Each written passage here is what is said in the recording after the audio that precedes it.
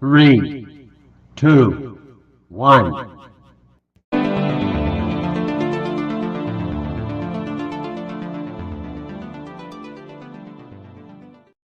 Hello and welcome. We have reached week 3 of the NFL season. Welcome back to the Fantasy Football Happy Hour podcast. We'll be going through all of the week 3 information, going to be looking at the game from Thursday night, some of the news and notes, which is half the league seems to be out on injury, and it is only week 3. I'll give you my games of the week. I'll give you some sit-start suggestions, and I will end with my picks against the spread. But let's dive in and talk a little TNF.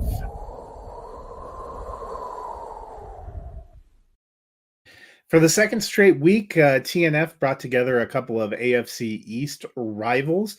And for the second straight week, it was not a close game. The Jets dominated in this one. They led 14-3 at the half, pulled out a 24-3 victory.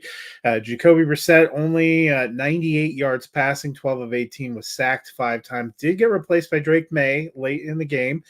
May, 4 of 8, 22 yards, sacked a couple times, rushed a couple of times. But quickly on Friday morning, Gerard Mayo said that Jacoby Brissett is still the starter, and seeing the kind of dearth of talent on that Patriots squad and some of the other challenges with the offensive line, that's probably the right call. We want to bring Drake May along slowly. And let's face it, through 2 weeks, seeing the rookie quarterbacks out there, it hasn't exactly been robust. Caleb Williams, Bo Nix, and Jaden Daniels have all struggled somewhat.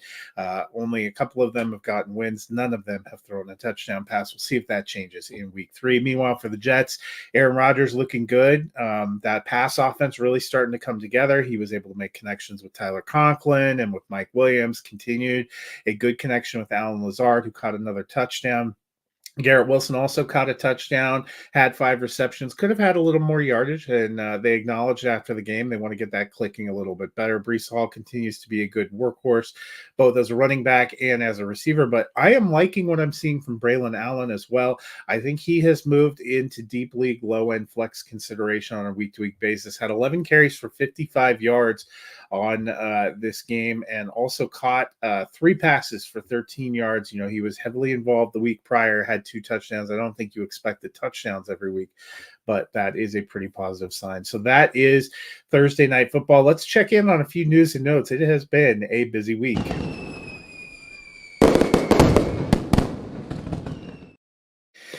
Probably the biggest news and note came from Carolina, where they have decided that after 2 games, after bringing in a coach to work with him, they are sending Bryce Young to the bench, the former number 1 overall pick, who they traded just a ton of draft picks and DJ Moore to acquire.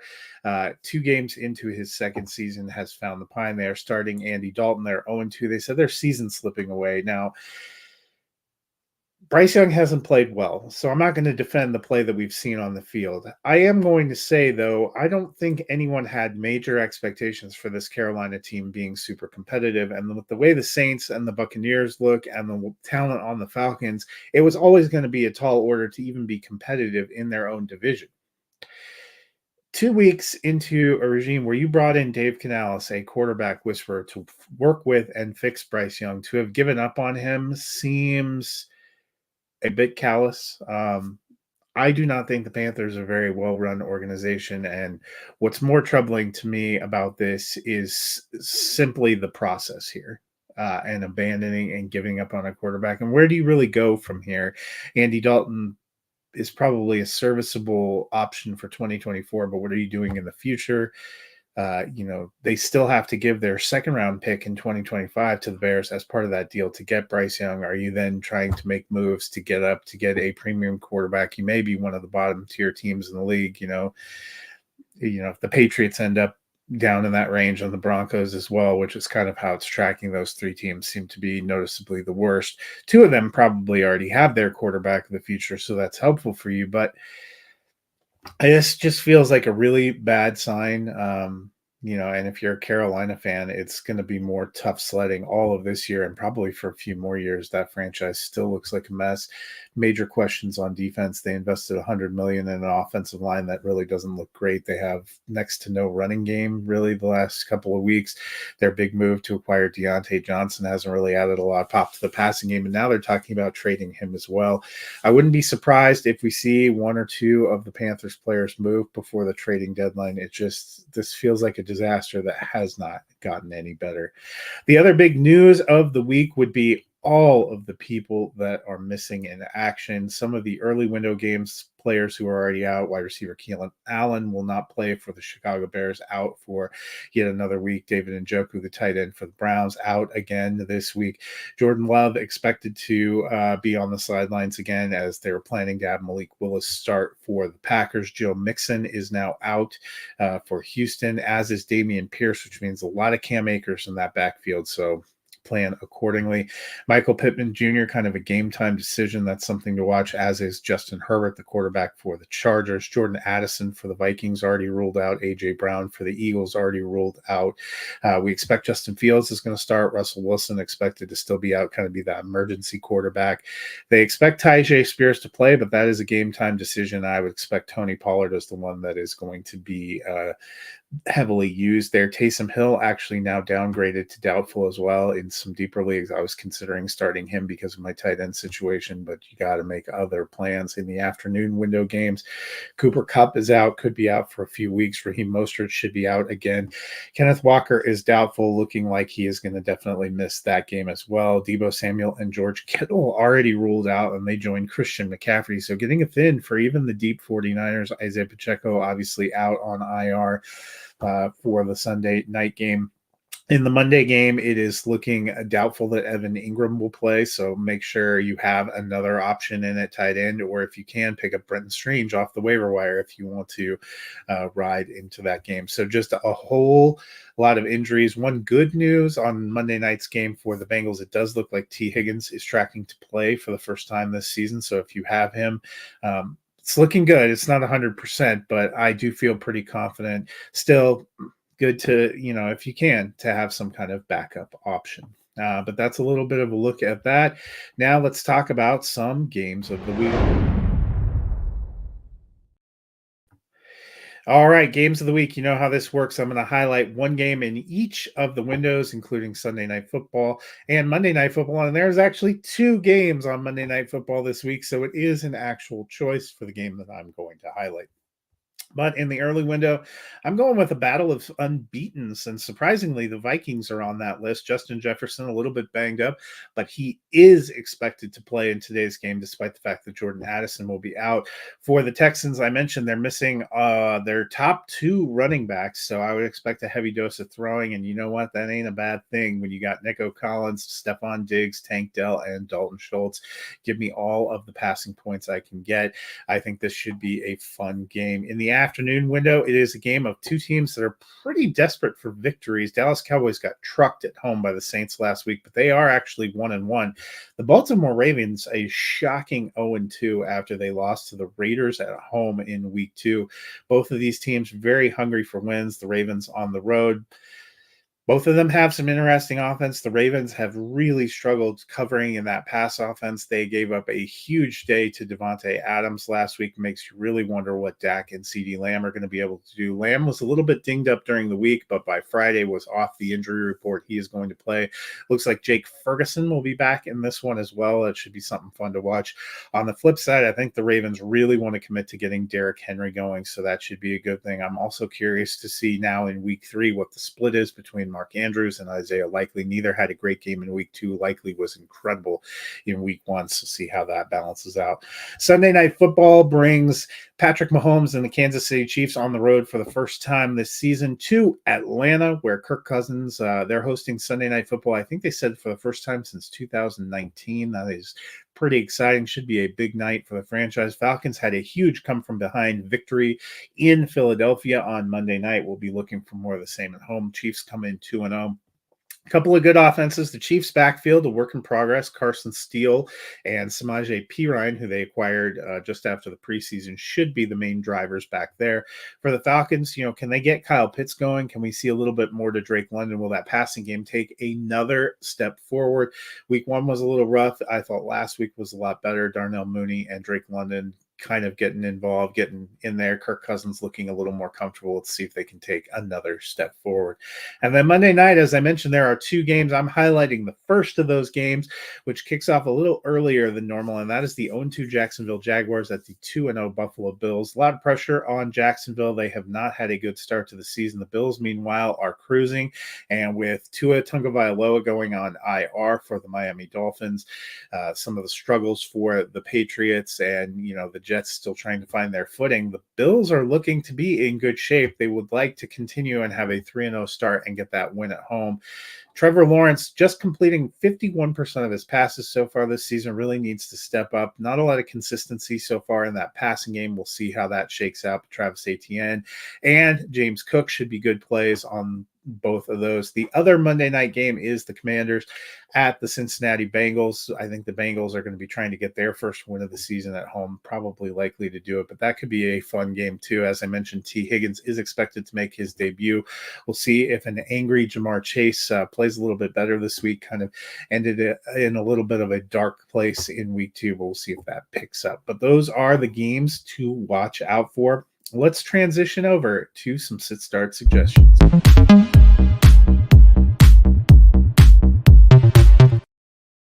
For sit start, I offer you 1 sit and 1 start at each of the 4 major fantasy positions. Last week, I actually did better, 2-2 in my start suggestions and 4-0 in my sit suggestions. Let's see if we can get it to a perfect 4-4 on each side this week.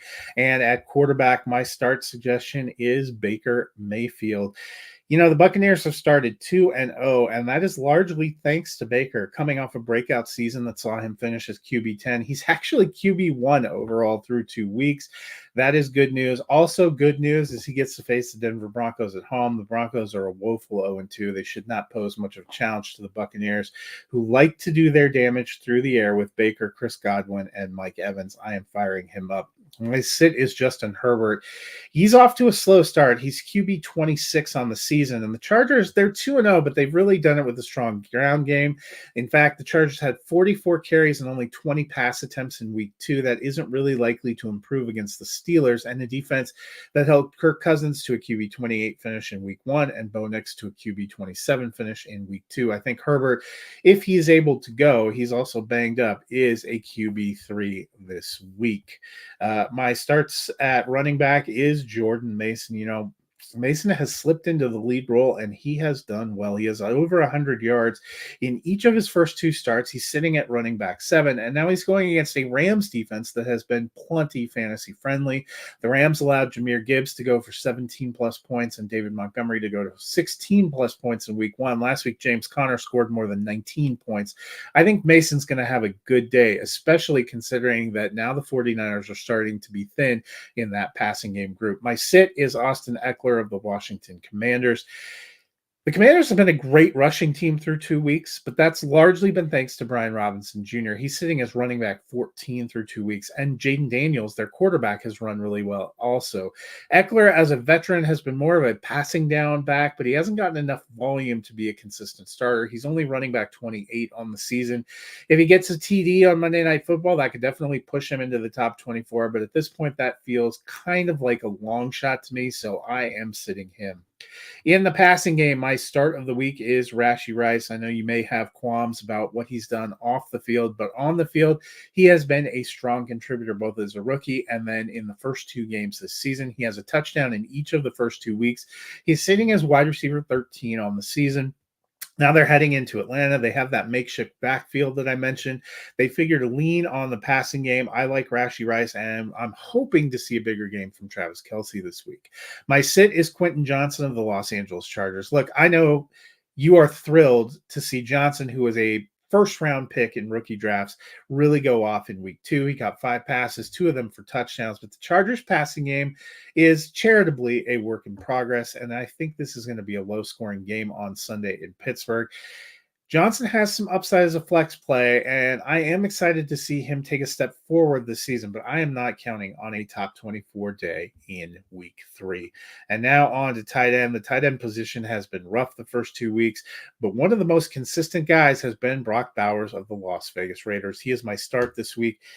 He is tight end 2 on the season, has 15 receptions through 2 games. Gardner Minshew is leaning on him and Devontae Adams, which is a good thing. In week 3, they host the woeful Carolina Panthers. I think Bowers is a must start at tight end. My sit is Dalton Schultz of the Houston Texans. Now, I know I said I thought the Texans would have to lean on the passing game, and I think they will. Schultz was a great story in 2023, finishing as a top 10 tight end that got him a long-term contract with the Texans. He's a very stable presence in the passing game, but the Texans have an embarrassment of riches. They have a couple of good receivers. They have a lot of mouths to feed, and I think Schultz production has suffered. He's tight end 24 on the season. He's averaging just over 4 PPR points per game. And that's simply not enough volume to make him a reliable starter. He's more of a desperation start. Could he get a touchdown here and kind of help salvage your day? He could. I'm just not banking on it. In a team that has Nico Collins and they still haven't managed to get Tank Dell going, I think that might be a focus. They also have Stephon Diggs, who's an incredible receiver. They have all of these pieces in the game, and they've also been using some other tight ends like Brevin Jordan, and they used their rookie Cade Stover. I think all that just creates a little bit too much competition to get consistent volume. So that is my challenge there. We have a question, Flowers or DK. I would probably take DK Metcalf because I think the Seattle Seahawks will have a better day at home. And I like the way that they have been connecting, Geno Smith and DK Metcalf. Flowers has been good too, but I think there's going to be a little more focus on the running game. For the Baltimore Ravens today and Derrick Henry. And I also think they may use those tight ends and go over the middle. So DK is the one that I have ranked a little bit higher. Before we get out of here, I am going to take a look at my picks against the spread. Week 1, I was 6-10. I took a step up, 7-9 last week. I'm hoping for a little bit better week in week 3. I already started off strong, 1-0. I took the Jets -6.5 over the New England Patriots. For today's games, I'm taking the Browns -6.5 over the New York Giants. The Giants' passing defense has been woeful. Their rushing defense hasn't been any better. Their offense has been a struggle, and this is a good Browns defense. This could be a really rough game again for Daniel Jones on the road. I'm taking the Packers +2.5 over the Tennessee Titans, and you know what? I'm taking the Packers to win outright. Call it the Malik Willis revenge game if you want. I just think the Packers have a good formula and a better team. Still a lot of growing pains. I've not been impressed by what I've seen from Will Levis. Tennessee has a decent enough defense, but they still seem like a mess that is too turnover prone. I'm taking the Colts -1.5 over the Chicago Bears. I think the Colts will get the outright victory at home to get their first kind of win of the year. Hopefully, we'll see a little bit of a step forward from Caleb Williams. The Colts defense isn't great. They should be able to run a lot better. The Colts rushing defense has been very poor, and they are also missing some key players this week. Let's see if they can get DeAndre Swift and Khalil Herbert going and get some support there for Caleb Williams in the running game. I'm taking the Houston Texans -2.5. I think they will come out as the winner of the undefeated battle in Minnesota. I'm taking the Eagles +2.5. I know a lot of people are on the Saints to stay undefeated, and the Saints do have a pretty good team, but I still like the Eagles. I think they will make some adjustments. I think they have enough good players, even with A.J. Brown out, to find a way to get the victory. In the other battle of unbeatens, I'm taking the Steelers -2.5. I think they will get the win at home. I think this could be an ugly game. It's the over-under on points, I believe, is 35.5. I would bang the under. I do not think this is going to be a high-scoring one. Final game of the morning window, the early window, I am taking the Buccaneers -6.5 over the Broncos. The Broncos are terrible. Moving on to the late window games, I'm taking the Raiders -5.5 over the Carolina Panthers. I think they will easily get a victory there. The Panthers maybe a little better on offense with Andy Dalton. They still don't have much of a defense, and I think the Raiders have been playing pretty strong and pretty frisky so far this season.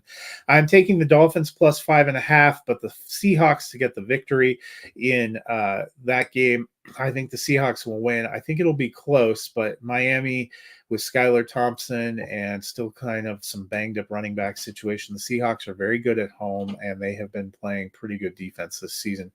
Kind of the pick'em game of the day. I'm taking the Cowboys plus 0.5. That's right. It is a 0.5, basically a pick'em over the Baltimore Ravens.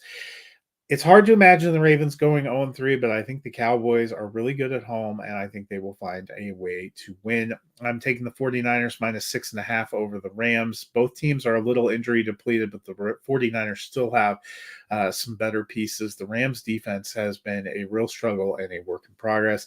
I'm taking the Lions minus 2.5 in Arizona to bounce back and get a victory. Arizona looked good in week 2 at home.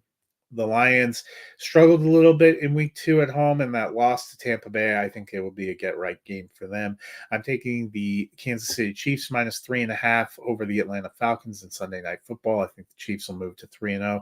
I'm also taking the Bills minus 5.5 over the Jaguars on Monday night. I think they will also move to 3-0. And lastly, I'm taking the Bengals minus 7.5 over the Washington Commanders in the final Monday night game. It is a big spread.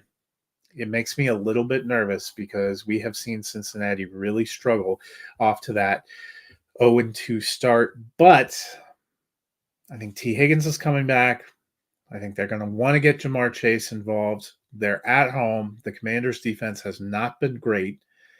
I think they will find a way to get that offense going, get it clicking. We've seen them have slow starts under Zach Taylor the last few years, and they usually turn it around and start to figure things out. We are past the point where they need to figure that out. They really cannot afford to go 0-3 if they have any hope of making it back into the playoffs. I think they will get a win, and I think it'll be a convincing win to close Monday night. So that is a look at my picks against the spread this week. That will wrap things up for me. I hope you guys have a wonderful NFL Sunday. Be sure to keep your eye on the inactives. There are a couple of game time decisions, as I mentioned, that should start rolling in at 11:30 a.m. Eastern and after, as we get inside 90 minutes before kickoff. I hope you guys have a wonderful week and do well in all your fantasy matchups. I will see you back